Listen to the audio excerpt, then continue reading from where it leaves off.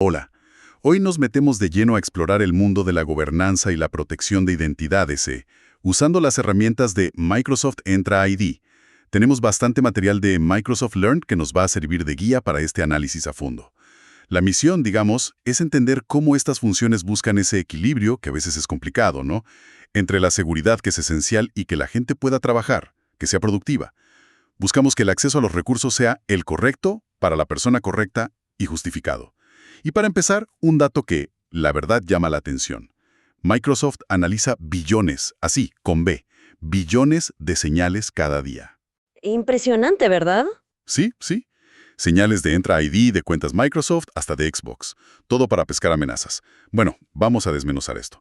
Empecemos por la gobernanza de Microsoft Entra ID. Suena, como algo grande, ¿no? La idea es poner un poco de orden en todo este tema de los accesos digitales. Exacto. Se trata de poder responder preguntas clave de forma organizada. A ver, ¿quién tiene acceso a qué? ¿De verdad lo necesita? ¿Y qué hace con ese acceso? También hay controles efectivos para que todo funcione bien. Y, súper importante, podemos auditarlo, o sea, demostrar que las cosas se hacen como deben ser. El chiste es tener visibilidad y control, pero sin frenar el trabajo de la gente. Un pilar fundamental aquí es lo que llaman gestión del ciclo de vida de las identidades. Ajá. Piensa en el modelo este de unirse, moverse, irse. Cuando alguien nuevo llega a la empresa, ¡pum!, se crea su identidad digital. Si luego cambia de puesto o de área, o sea, se mueve, sus accesos tienen que cambiar también, idealmente de forma automática. Y claro, cuando la persona se va, hay que quitarle todos los accesos. Y esto tiene que ser rápido y seguro. Me imagino que en empresas medianas o grandes esto no puede ser manual. Sería una locura. Por eso es vital conectar esto con los sistemas de recursos humanos, como Workday, SuccessFactors o el que usen. Estos sistemas son, digamos, la fuente de verdad. ¿Quién trabaja aquí? ¿Qué puesto tiene? ¿En qué departamento está? Claro, la data oficial. Eso es. Entonces, la gobernanza de Entra ID automatiza todo el flujo. Toma los datos de RRH para crear o actualizar usuarios, lo que llaman aprovisionamiento entrante. Usa flujos de trabajo específicos para momentos clave, cuando alguien entra, cambia de rol o se va. También aplica políticas en la gestión de derechos, que veremos luego, para asignar acceso según quién eres.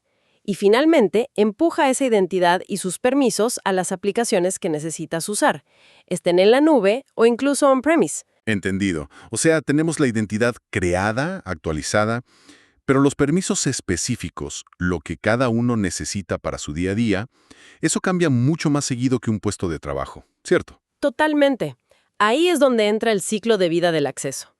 Una cosa es ser en el sistema y otra muy distinta es poder hacer lo correcto en cada momento. Y para eso hay herramientas específicas.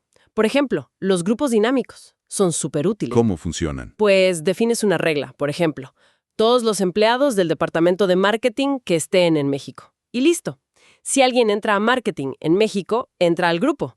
Si se cambia de país o de departamento, sale del grupo, automáticamente. Ah, mira qué bien. Cero trabajo manual ahí. Exacto. Y además de los grupos dinámicos, está la gestión de derechos, o Entitlement Management. Con esto puedes armar paquetes de acceso. Imagínate un paquete para desarrollador web junior, que incluye acceso a ciertos repositorios, a la aplicación de gestión de proyectos y a un sitio de SharePoint. Y defines las reglas. ¿Quién puede pedir este paquete? ¿Quién lo aprueba? Quizás el líder técnico. ¿Y por cuánto tiempo se le da el acceso? 6 meses, por ejemplo. Evita que la gente acumule permisos que ya no usa. Justo. Y la otra pieza clave aquí son las revisiones de acceso. Son como auditorías programadas para verificar que la gente que tiene acceso a algo todavía lo necesita. Después profundizamos en esto si quieres. Perfecto, sí. Ahora, cambiemos un poquito el ángulo. Ya tenemos la casa más o menos ordenada, con la gobernanza.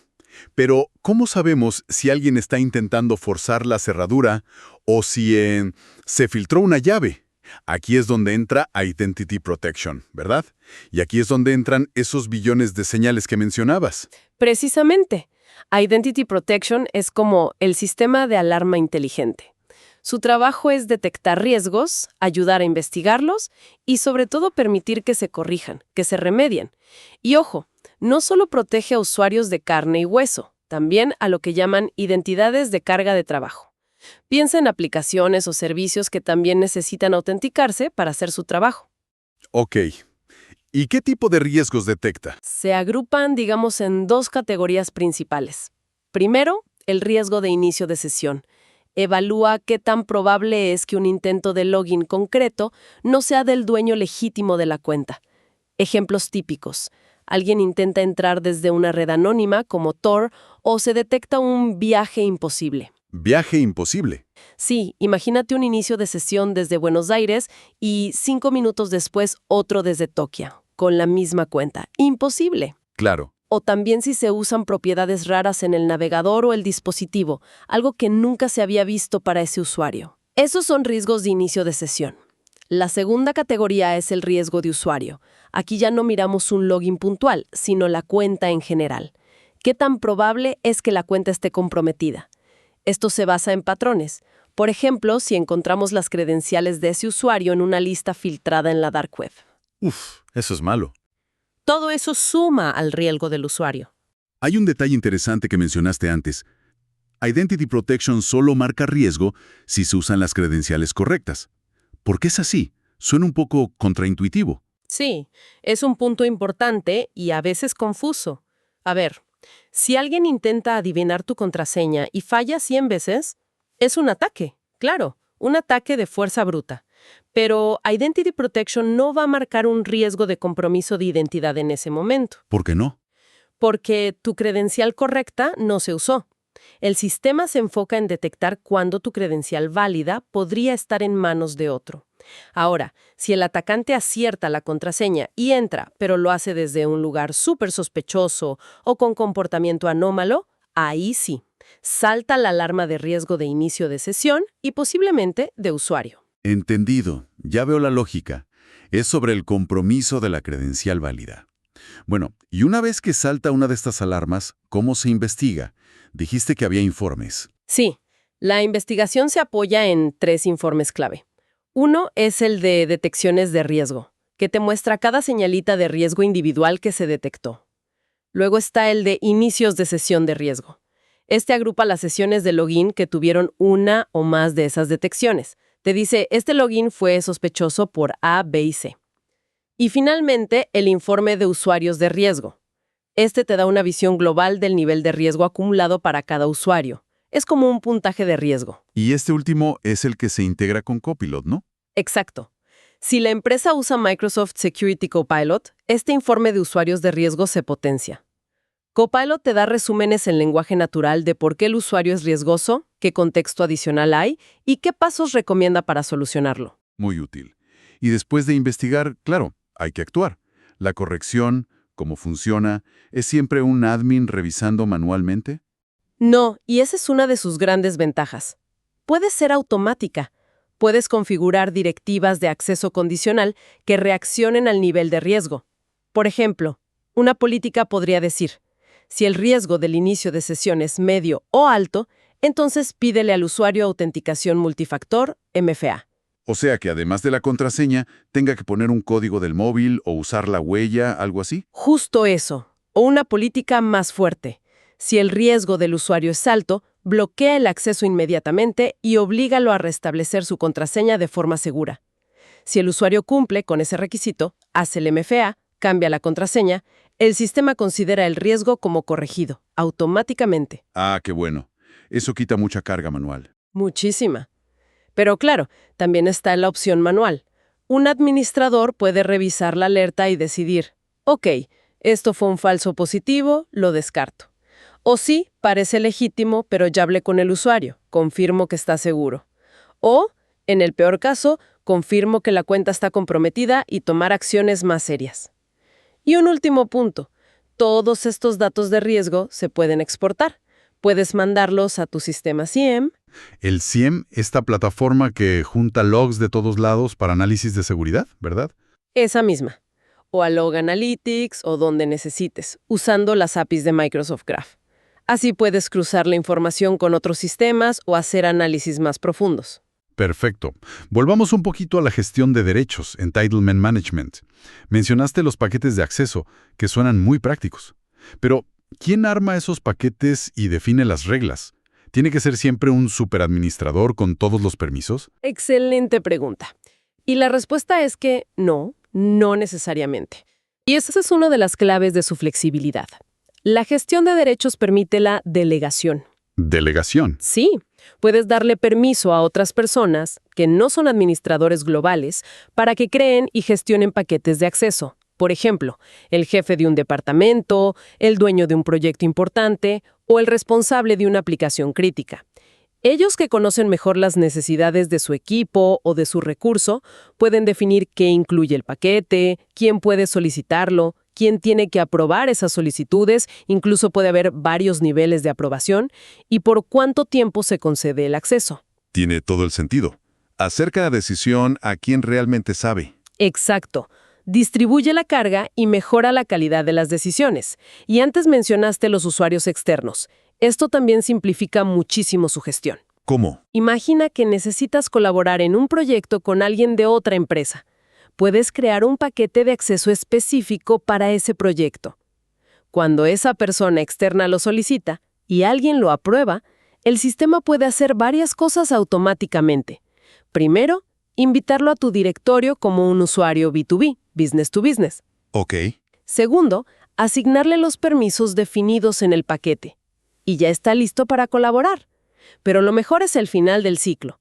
Cuando el acceso del paquete expira, si esa persona no tiene ningún otro acceso asignado en tu organización, su cuenta B2B puede eliminarse automáticamente. ¡Wow! Eso sí que ayuda a mantener el directorio limpio y seguro. Adiós a las cuentas externas olvidadas. Exacto. Limpieza y orden. Volvemos al tema de la gobernanza. Y muy conectado con esto están las revisiones de acceso. Mencionaste que eran como auditorías periódicas. Profundicemos un poco ahí porque parecen clave para evitar esa acumulación de permisos que comentabas, ese permission creep. Justamente, el permission creep o la acumulación de privilegios es un dolor de cabeza en muchas organizaciones. Las revisiones de acceso son la herramienta para combatirlo. Te permiten configurar campañas, digamos, periódicas, semanales, mensuales, anuales, para revisar quién tiene acceso a qué. Y los usos son variados. Por ejemplo, para reducir al número de personas con roles muy privilegiados, o para cumplir con normativas que te exigen justificar cada cierto tiempo por qué alguien necesita acceder a datos sensibles. También para revisar listas de excepciones a políticas de seguridad. O simplemente para pedirle a los dueños de grupos de Teams o de Microsoft 365 que confirmen si los invitados externos que tienen ahí todavía necesitan estar. ¿Y quién hace esa revisión? ¿La misma persona, su jefe, el dueño del recurso? Puede ser cualquiera de ellos, o una combinación. La configuración es bastante flexible. Se designan revisores, estos revisores reciben una notificación, entran a una interfaz bastante sencilla y ahí ven a quién tienen que revisar y qué accesos tienen. Para cada persona deciden aprobar, sigue necesitando el acceso o denegar. ¿Y el sistema les ayuda a decidir? Sí, a menudo el sistema da recomendaciones inteligentes. Por ejemplo, si un usuario no ha iniciado sesión en una aplicación en los últimos 90 días, podría sugerir denegar. O si es el último miembro de un grupo, quizás sugiere no quitarlo. Al final del periodo de revisión, todos los accesos que fueron denegados se eliminan. Esto puede ser automático o requerir una última aprobación de un administrador. Y hay una función más avanzada. Las revisiones de acceso multifase. ¿Multifase? Sí, imagina un acceso muy crítico. Puedes configurar que primero lo revise el jefe directo del usuario. Si el jefe lo aprueba, entonces pasa a una segunda fase donde lo tiene que revisar alguien del equipo de seguridad o de cumplimiento normativo. Solo si ambos aprueban, se mantiene el acceso. Es para escenarios de certificación más complejos. Entendido. Ahora, si hablamos de accesos críticos, los roles de administrador, los permisos más elevados. Ahí el riesgo es máximo, ¿no? Y aquí es donde entra Privilege Identity Management, o PIM. Esto sí que suena como ponerle una bóveda de seguridad a las llaves maestras del reino. Es una excelente analogía. Sí, PIM se enfoca justamente en eso. Administrar, controlar y monitorear el acceso a los recursos más sensibles. Hablamos de roles de administrador global en Entra ID, dueños de suscripciones en Azure, administradores de Exchange, de Intune, todos esos roles con mucho poder. El objetivo principal de PIM es reducir drásticamente el riesgo de que esos permisos tan potentes se usen mal, ya sea por error o por un ataque. ¿Y cómo lo logra? ¿Cuáles son los mecanismos clave que usa? Se basa en varios principios fundamentales. El primero y más conocido es el acceso just in time, o justo a tiempo. Ajá. En lugar de que un administrador tenga sus superpoderes activos todo el tiempo, con PIM es apto o elegible para el rol. Y cuando necesita usar esos permisos, tiene que activar el rol explícitamente. Es como pedir la llave de la bóveda solo cuando necesitas entrar. Entiendo. ¿Qué más? Segundo, acceso con límite de tiempo. Tanto la asignación de aptitud como la activación del rol pueden tener fechas de inicio y fin. Se acabó eso de tener permisos para siempre porque alguien se olvidó de quitarlos. Tercero, basado en aprobación. Puedes configurar que para activar ciertos roles especialmente críticos, se necesite la aprobación de otra persona, un aprobador designado. Es una capa extra de control. Vale. Cuarto, visibilidad y notificaciones. Cuando alguien activa un rol privilegiado, se pueden generar alertas y notificaciones. Así, los equipos de seguridad o quien corresponda están al tanto de lo que pasa. Y quinto, fundamental, auditoría exhaustiva. Todo queda registrado. ¿Quién fue asignado a qué rol? ¿Quién lo activó? ¿Por qué lo activó? Se pide justificación. ¿Quién lo aprobó? Si aplica. ¿Cuánto tiempo estuvo activo? Trazabilidad completa. Suena muy robusto, la verdad, pero me surge una duda. ¿No mete mucha fricción en el día a día? Si hay una emergencia, una crisis, y un administrador necesita actuar rápido, tener que pasar por solicitar, justificar, esperar quizás una aprobación, ¿no podría ser contraproducente? Es una preocupación muy válida y es el principal desafío al implementar PIM. Sí, introduce una fricción adicional comparado con tener los permisos siempre activos. Requiere un cambio cultural. Los administradores tienen que acostumbrarse a este modelo de solicitar acceso cuando lo necesitan. La clave está en encontrar el balance adecuado al configurarlo. ¿Cómo? Pues definiendo duraciones máximas de activación que sean razonables, quizás configurando algunos roles de emergencia que no requieran aprobación, pero sí generen alertas inmediatas, estableciendo procesos de aprobación ágiles con aprobadores alternativos y, sobre todo, mucha comunicación y entrenamiento.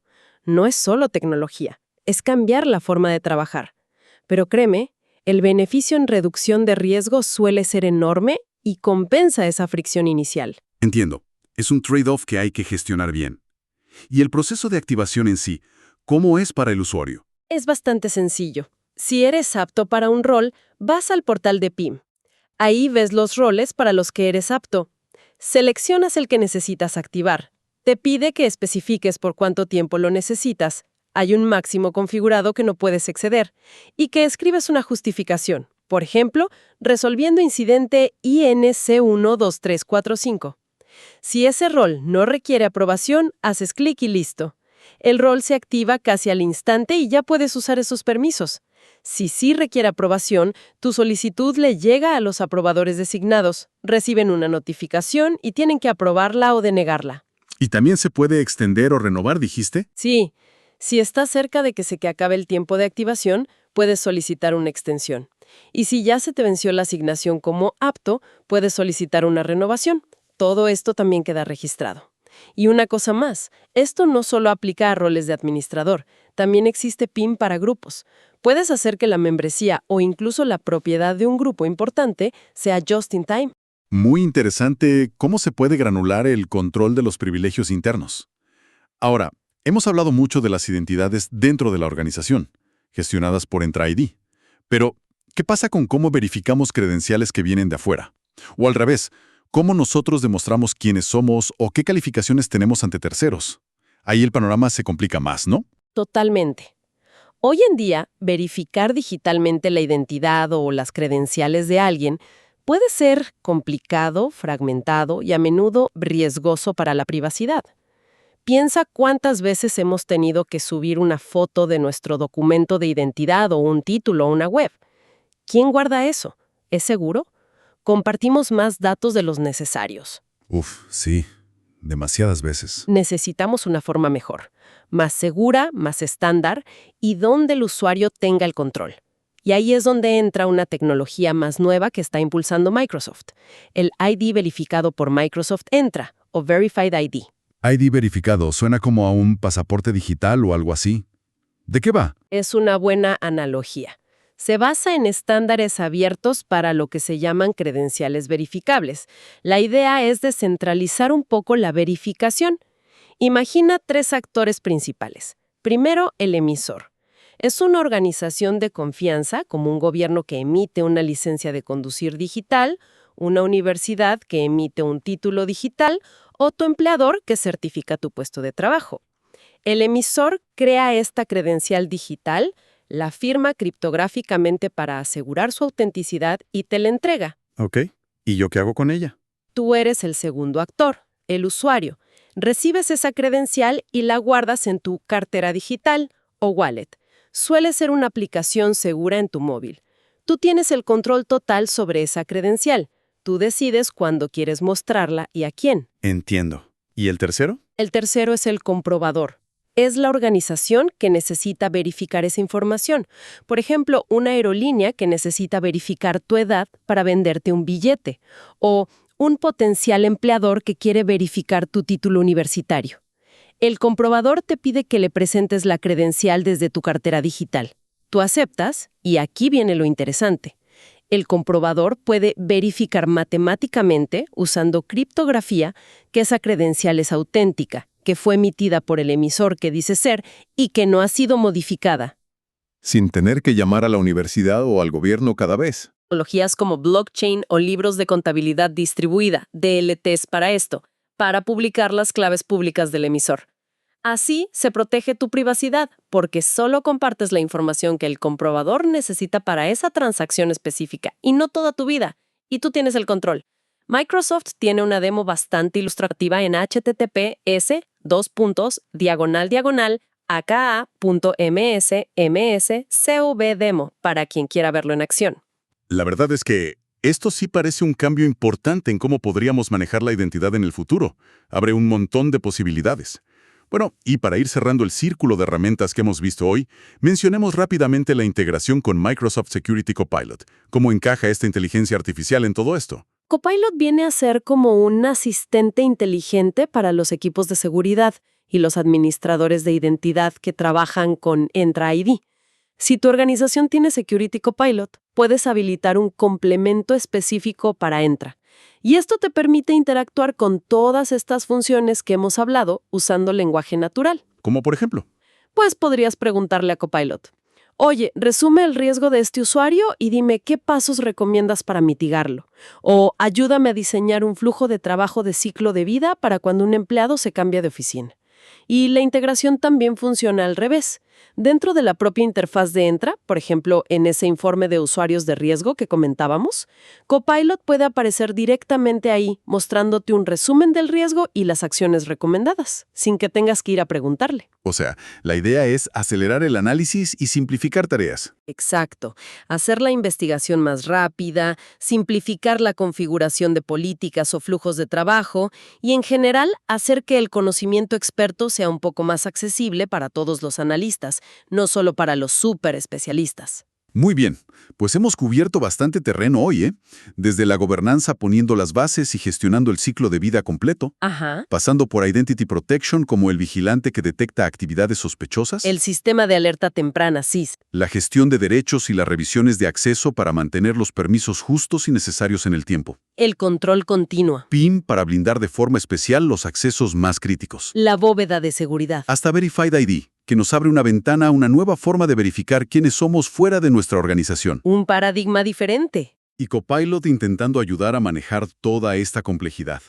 Parece un ecosistema bastante bien pensado, ¿no? Diseñado para buscar ese equilibrio dinámico entre seguridad fuerte y permitir que la gente haga su trabajo. Efectivamente. El objetivo es ese: crear capas de seguridad y de control, pero que se adapten, que permitan a la organización proteger sus activos y cumplir normativas, pero sin ahogar la productividad. Y como bien dices, ninguna de estas herramientas es mágica por sí sola. Su poder está en cómo se combinan y se complementan unas con otras. Y para dejar a nuestra audiencia con algo en qué pensar, Con toda esta tecnología evolucionando tan rápido, las amenazas cambiando constantemente, ¿hacia dónde crees que va el concepto mismo de identidad digital? Uf, esa es la gran pregunta, ¿verdad? Vemos algunas pistas en lo que hablamos hoy. Ese análisis de riesgo que es casi continuo, la verificación que ya no es solo usuario y contraseña, sino muchos factores contextuales, la idea de credenciales que controla el propio usuario de forma descentralizada. Quizás nos estamos alejando de la idea de una identidad estática, definida por un login, hacia algo más fluido, más contextual, que se verifica y se adapta constantemente.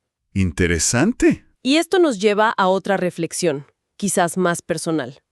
En este mundo digital donde todo está cada vez más gestionado, más gobernado por estas herramientas, ¿qué responsabilidad tenemos cada uno de nosotros en cuidar nuestra propia identidad, nuestra huella digital dentro de estos sistemas? Es algo importante sobre lo que reflexionar, ¿no crees? A medida que estas tecnologías se vuelven parte de nuestro día a día,